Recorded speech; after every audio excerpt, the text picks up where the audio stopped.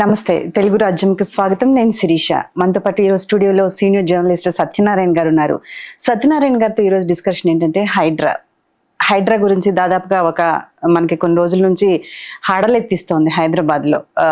బుల్డోజర్లో ఏవైతే అక్రమ నిర్మాణాలు ఉన్నాయో వాటిని అన్నింటినీ కూల్చివేసే దిశగా సీఎం రేవంత్ రెడ్డి అయితే చైర్మన్గా వ్యవహరిస్తున్నారు. ఏవి రంగనాథ్ గారు కమిషనర్గా ఉన్నారు. దాదాపుగా చెరువులు, కుంటలు, నాలాలు దేని మీద అయితే అక్రమ నిర్మాణాలు ఉన్నాయో వాటిని అన్నింటినీ కూల్చివేసే పనిలోనే ఉన్నారు. అసలు దీనికి సంబంధించి ఈ రోజు డిస్కషన్లో రేవంత్ రెడ్డి గారి వ్యూహం కరెక్టేనా కాదా, ఎలా ముందుకెళ్తారు ఈ వ్యూహంలో అనే దాని మీద సత్యనారాయణ గారితో మాట్లాడదాం. నమస్తే సార్. నమస్తే సార్, రేవంత్ రెడ్డి అయితే చాలా అగ్రెసివ్గా ముందుకెళ్తున్నారు. హైడ్రా గురించి అక్రమ నిర్మాణాలు, నాలాలు, చెరువులు, ఏవైతే గొలుసుకట్టు చెరువులు ఉన్నాయో వాటిని అన్నింటినీ ఖచ్చితంగా ప్రజలకి, ముందు తరాలకు ఉపయోగపడే విధంగా తీసుకురావాల్సిందే అని చెప్పేసి వాటిని అన్నింటినీ కూల్చివేసే దిశలో నిర్దాక్షిణ్యంగా వ్యవహరిస్తున్నారు. దాంట్లో వాళ్ళ పార్టీ వాళ్ళు కూడా కొన్ని నిర్మాణాలు ఈరోజు బయటపడుతూ ఉన్నాయి. ఇవన్నీ జరుగుతాయా? ఇది ఎంతవరకు సక్సెస్ అవ్వగలుగుతుంది ఈరోజు? అంటే ఒక తేనె తుట్టిని కదిలించాడు ఆయన. అంటే యాక్చువల్గా ఏంటంటే ఇప్పుడు హైడ్రా అనేది అంటే హైడ్రాతోనే రేవంత్ రెడ్డి పాలన స్టార్ట్ అయిందని మొన్న ఒక సీనియర్ పొలిటికల్ అనలిస్ట్ చెప్పారు. అంటే ఆయన పాలన మీద ఒక ముద్ర. ఇప్పుడు చంద్రబాబు అనగానే హైటెక్ పాలన ఎట్లాగో, ఇప్పుడు అట్లాగే యోగి ఆదిత్యనాథ్ అనగానే బుల్డోజర్ పాలన ఎట్లాగో, ఇప్పుడు రేవంత్ రెడ్డి అనగానే ఒక హైడ్రా పాలన. అంటే తన పాలనలో ఒక ముద్ర వేయటానికి తను కూడా చాలాసార్లు చెప్పుకున్నాడు, మనకి రాజకీయాలు కాదు, పదవులు కాదు ముఖ్యం, నేనంటూ హైదరాబాద్కి ఒక పని చేశాను, ఒక మంచి పని, తన మార్క్ చూపించాలని ఒక ప్రయత్నంతో ఇది స్టార్ట్ చేసినట్టు కనిపిస్తుంది. అంటే ఇది మంచి పని అయినప్పటికి కూడా ఇది అంత తేలికైన వ్యవహారం కాదు. ఎందుకంటే ఈ పాలిటిక్స్ ఈయన గవర్నమెంట్ నుంచి కూడా గవర్నమెంట్ ఎంతవరకు చేయగలదు, ఇంతకుముందున్న గవర్నమెంట్లు ఏం చేసినాయి, ఇప్పుడు ఇదే పర్మిషన్స్ అన్నీ కూడా ఇచ్చినవి అన్నీ కూడా గవర్నమెంట్, టౌన్ ప్లానింగ్, హెచ్ఎండిఏ అక్రమాధికారుల సక్రమాధికారులు అనేది అది పక్కన పెడితే గవర్నమెంటే ఇచ్చింది. కాబట్టి ఇప్పుడు దాన్ని చెరువులు అన్నింటినీ ఇప్పుడు మనకి వరదలు వస్తున్నాయి, ఇవన్నీ వస్తున్నాయి. ఒక ఎన్కౌంటర్ స్పెషలిస్ట్ని పెట్టాడు ఆయన, రంగనాథ్ని. ఇంతకుముందు ఆయన మనుషుల్ని ఎన్కౌంటర్ చేస్తే ఇప్పుడు చెరువులను ఎన్కౌంటర్ చేస్తున్నాడు, బిల్డింగ్లు ఎన్కౌంటర్ చేస్తున్నాడు. ఇప్పుడు వీళ్ళిద్దరు కలిసి ఎక్కడి దాకా వెళ్తారు? ఇంతకీ ఈ వ్యూహంలో ఈయన రేవంత్ రెడ్డి అర్జునుడు అవుతాడా, అభిమన్యుడిగా మిగులుతాడా? ఎందుకంటే ఇది ఒక పద్మవ్యూహం. ఇప్పుడు అందరూ ఛాలెంజెస్ విసురుతున్నారు. ఇప్పుడు ఈయనేమో ఫస్ట్ నేను పల్లవరాజు వాళ్ళ బిల్డింగ్ని కూలగొట్టాను, వాళ్ళ ఫామ్ హౌస్ని అని చెప్తున్నాడు. అట్లాగే నాగార్జున్ని ఫస్ట్ సెన్సేషన్ అయింది నాగార్జున దాంతో. అట్లాగే జన్వాడలో కేటీఆర్కి సంబంధించింది వచ్చింది. అట్లాగే వెంటనే ఛాలెంజ్ వస్తుంది, ఎంఐఎం వాళ్ళది వాళ్ళ చెరువుల్లోనే ఉంది, వాళ్ళది ఎందుకు కూలగొట్టట్లేదు. అట్లాగే ఇప్పుడు అటు ప్రగతి నగరం అటువైపు వెళ్తే, నిజాంపేట అటువైపు వెళ్తే ఇవన్నీ మాకు పర్మిషన్లు ఇచ్చారు, ఇవన్నీ కట్టుకున్నాము, దుర్గం చెరువు కూడా సగం పోతుంది అంటున్నారు, ఆ చుట్టుపక్కల మొత్తం కాలనీస్ అన్ని పోతాయి అన్నారు. అంటే నేను చెప్పాలంటే ఇప్పుడు పరిస్థితి ఎట్లుందంటే మొత్తం అంతా చేస్తే సగం హైదరాబాద్ ఖాళీ అయింది. అంటే కొంతమంది చెప్పడం ఏంటంటే అసలు సెక్రటేరియట్నే కూల్చేయాలి, సెక్రటేరియట్ కూడా హుస్సేన్ సాగర్ బఫర్ జోన్లో ఉంది, ఇట్లా చెప్తున్నారు. అంటే ఇప్పుడు ఒక రకంగా ఏమైందంటే పెద్ద గజిబిజి గందరగోళం ఏర్పడింది. అంటే ముందు ఒక ప్లాన్ గీసుకుని వాళ్ళు ప్రొసీడ్ అయితే బాగుండేది. ఎందుకంటే హైదరాబాద్కి వరదలు తగ్గించటం, ఈ అక్రమ నిర్మాణాల వలన, నాళాలు, వీటన్నిటి వలన రోడ్ల మీదకి నీళ్లు పొంగుతూ రావటం, వీటన్నిటికి సంబంధించి ఏమేమి అడ్డం ఉన్నాయి ఏంటి అనేది ఒక గూగుల్ మ్యాప్ గీసుకుని దాన్ని జనానికి ఒక వెబ్సైట్లో పెట్టి ఆ తర్వాత ప్రొసీడ్ అయితే బాగుండేది. ఇది ఎట్లయిందంటే పోలీసు వాళ్ళు అర్ధరాత్రప్పుడు రైడింగ్లు చేసినట్టు స్టార్ట్ చేశారు.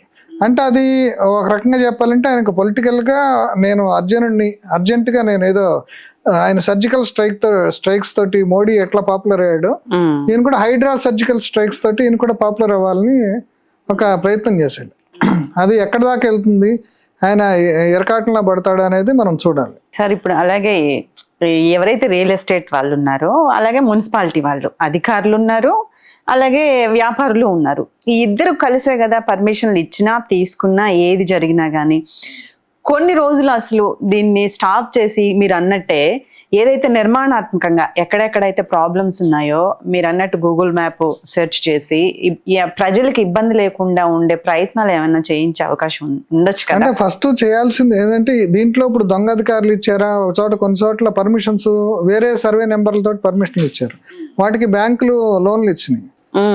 సార్ చాలా చోట్ల ఇప్పుడు మిడిల్ క్లాస్ వాళ్ళు పోయి ఇవన్నీ వెతుక్కోలేరు కదా, చెరువు ఎక్కడ ఉంది, ఇది ఎక్కడ ఉంది, అదొట్టు ఇన్ఫర్మేషన్ కూడా ఎప్పుడో 100 ఏళ్ల క్రితం ఇన్ఫర్మేషన్ అంతా కూడా పబ్లిక్ డొమైన్ లో అవైలబుల్ అయ్యిందా లేదా అనేది కష్టం. ఇప్పుడు ఏది బోల్డెన్ డాక్యుమెంట్స్ ఉంటాయి, ఒక 100 ఏళ్ళ 50 ఏళ్ళ ఇప్పుడు డాక్యుమెంట్స్ కావాలంటే ఎవరైనా బిల్డర్ మనకి ఇవ్వడు, మనం కొనే ఒక అపార్ట్మెంట్ కోసం ఇచ్చిన ఏదో ఫోటో కాపీలు ఇస్తాడు, వాడితే మనం ఏదో నాలెడ్జ్ అందదు, ఏదో మామూలుగా ఒక లాయర్ ఎవడో లేదా బ్యాంక్ అప్ చెప్తే బ్యాంక్ లోన్ వచ్చింది అంటే అమ్మాయి ఇదంతా బాగుందని మనం ఫీల్ అవుతారు సార్ సామాన్యుడు. అట్లా కాకుండా బిల్డర్లు కూడా కొన్ని చోట్ల మేనేజ్ చేస్తున్నారు, ఎందుకంటే ఇప్పుడు బిల్డర్లు, రాజకీయ నాయకులు, క్రిమినల్స్ అందరూ ఏకమైపోయారు. ఇప్పుడు హైదరాబాద్ రియల్ ఎస్టేట్ లో ఒక మాఫియా అంటే క్రిమినల్స్, పొలిటీషియన్స్, రియల్టర్ల పేరుతోటి కొంతమంది అందరూ కలిసేసి ఒక మాఫియా లాగా తయారయ్యి ఇట్లా చేయబట్టి ఈ పరిస్థితి వచ్చింది. ఇప్పుడు ఎందుకంటే ఇప్పుడు ఎక్కడైనా చెరువుల మీద మరి ఎందుకు ఆక్రమించాలి? ఇప్పుడు సాక్షాత్తు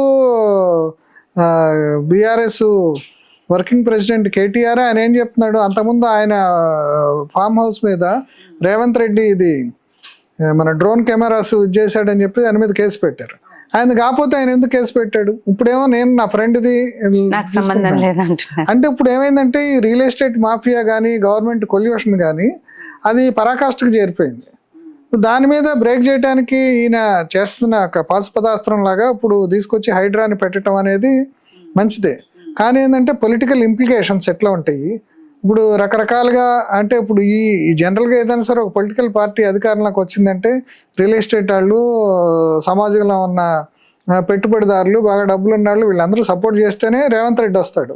రేవంత్ రెడ్డి కూడా రియల్ ఎస్టేట్ కదా, రియల్ ఎస్టేట్ అసలు ప్రయోజనాలు ఇప్పుడు సొసైటీలో ఉన్న పలుకుబడి కలిగిన సంపన్నులైన వ్యాపారుల ప్రయోజనాలు తీర్చగలిగే వాడినే జనరల్గా మనం ఎంత చెప్పినా సరే, ప్రజాస్వామ్యం అని ఓట్లు ఎన్ని చెప్పినా సరే వాళ్ళే ఒక నాయకుడిని ఎన్నుకుంటారు. అందుకే రేవంత్ రెడ్డి కూడా చాలా కష్టపడి బయట నుంచి వచ్చి ఆ పార్టీలో ఆయనకి యాక్సెప్టెన్స్ లేదు మొదట్లో. ఇప్పుడు ఉత్తమ్ కుమార్ రెడ్డి, కోమటిరెడ్డి వెంకటరెడ్డి దగ్గర నుంచి ఒక 10 మంది కంటెండర్స్ ఉన్నారు, సీఎం కంటెండర్స్.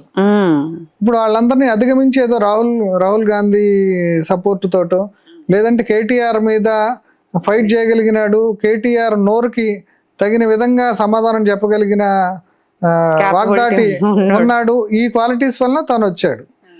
అతని మీద ఎప్పుడు అతని మెడ మీద ఎప్పుడు కత్తి ఉంది, ఎందుకంటే చాలా మంది ఆయన్ని డిస్ప్లేస్ చేసి ఆ పదవిలోకి రావాలని కూడా ఉన్నాళ్ళు ఉంటారు. నిన్న కూడా ఏదో కోమటిరెడ్డి వెంకటరెడ్డి నా 4 మచ్చలు ఉన్నాయి, నా 4 మీద నేను చెప్పేది నిజమైంది, ఉత్తమ్ కుమార్ సీఎం అవుతాడని చెప్పేసి.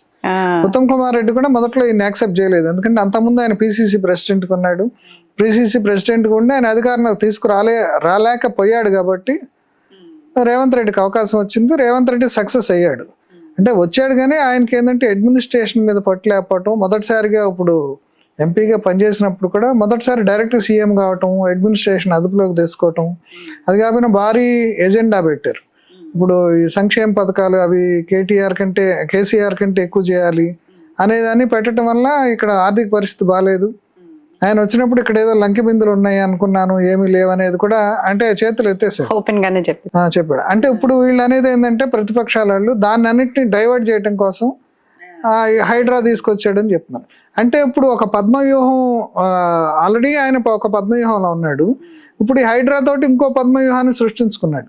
ఎందుకంటే ఇప్పుడు రియల్టర్లు కానీ లేదంటే ఇప్పుడు మామూలు జనంలో కూడా గవర్నమెంట్ ఏదన్నా పర్మిషన్ ఇచ్చింది, ఇల్లు కట్టుకున్నారు, అదే పెన్షన్ ఇస్తే తీసుకుంటారు, సంక్షేమ పథకం వస్తే తీసుకుంటారు, కానీ ఇల్లు కూల్చే గవర్నమెంట్ ని అది ఎంత న్యాయమైనా నిజమైనా సరే యాక్సెప్ట్ చేయలేరు. ఎందుకంటే తమ సొంత ప్రయోజనాలు, తమ లైఫ్ లాంగ్ సేవింగ్స్ అన్ని కూడా పెట్టి కొనుక్కుంటారు కాబట్టి ఎవరి జీవితాన్ని, ఎవరి కుటుంబాన్ని వాళ్ళు గవర్నమెంట్ చర్య ద్వారా నాశనం అయితే వాళ్ళు ఎవరు ఒప్పుకోలేరు. అందుకని ఇప్పుడు ఈ పరిస్థితుల్లో ఏంటంటే ఇప్పుడు ఈ రకరకాల అంటే 2-3 రకాల పద్మవ్యూహం అంటేనే మనకి పెటల్స్ రకరకాలుగా ఉంటాయి కదా. ఆల్రెడీ ఫస్ట్ జోన్ ఏమో ఆయనకి పార్టీ నుంచి ఉంది, ఇప్పుడు ఈ హైడ్రా ద్వారా ఇంకా థిక్గా 2-3 జోన్స్ ఈయన క్రియేట్ చేసుకున్నాడు. అంటే ఇప్పుడు ఈయన అర్జునుడు అయ్యి ఇప్పుడు దాన్ని ఛేదించుకొస్తాడా?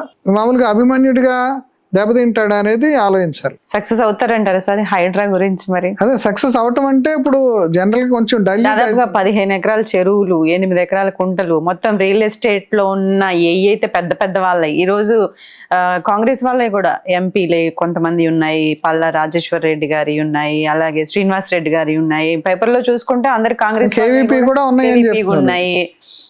అలాగే చాలా మంది అధికారులు దీంట్లో ఇన్వాల్వ్ అయి ఉన్నారు అని కూడా మనకు తెలుస్తుంది. అవును, అదే వాళ్ళ మీద కేసులు పెడుతున్నారు.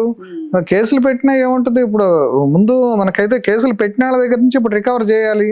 ఇప్పుడు రియల్ ఎస్టేట్ ఆడు ఎవరైతే ఆ బిల్డర్ ఉన్నాడో బిల్డర్ దగ్గర నుంచి రికవర్ చేసి వీళ్ళకి ఇప్పించాలి. ఎవరైతే అపార్ట్మెంట్లు కొనుక్కున్నారో అసలు ఆ బిల్డర్ ఎక్కడ ఉన్నాడో ఆ బిల్డర్ దగ్గర ఇప్పుడు ఆస్తులు ఏమన్నాయో రికవర్ చేయడానికి. ఎందుకంటే హెచ్ఎండిఏ వాళ్ళు ముందే కొన్ని ప్లెడ్జ్ చేస్తారు. అవును సార్. కొన్ని ఫ్లాట్స్ కానీ లేదంటే కొన్ని ప్లాట్స్ కానీ వెంచర్ని బట్టి ప్లెడ్జ్ చేసినప్పుడే అంతా కరెక్ట్గా ఉండి ఆక్యుపేషన్ సర్టిఫికేట్ ఇవ్వాలి అంటే అంతా కరెక్ట్గా ఉంటేనే వాటిని రిలీజ్ చేస్తారు. అంటే వాటిని రిలీజ్ చేశారు అంటేనే దాని అర్థం ఏంటి, అంతా బాగుంది అని. ఇప్పుడు మరి ఆల్రెడీ ఒకసారి ఒకటి పెట్టుకున్నారు వాళ్ళు, దానికి ఒక అంటే వాడి పర్మిషన్ ఇవ్వకపోతే ఏంటి అనేది పెట్టుకున్నారు. దాన్ని కూడా రిలీజ్ చేసేసారు. ఇప్పుడు ఆ బిల్డర్ ఎక్కడ ఉంటాడు, ఆ బిల్డర్ అసలు బిజినెస్ లో ఉన్నాడా, ఎక్కడ ఉన్నా సరే ఆ కంపెనీ ఏంటి, ఈ కంపెనీ ఏంటి, ఇట్లాంటి లీగల్ ఇష్యూస్ కూడా చాలా వస్తాయి.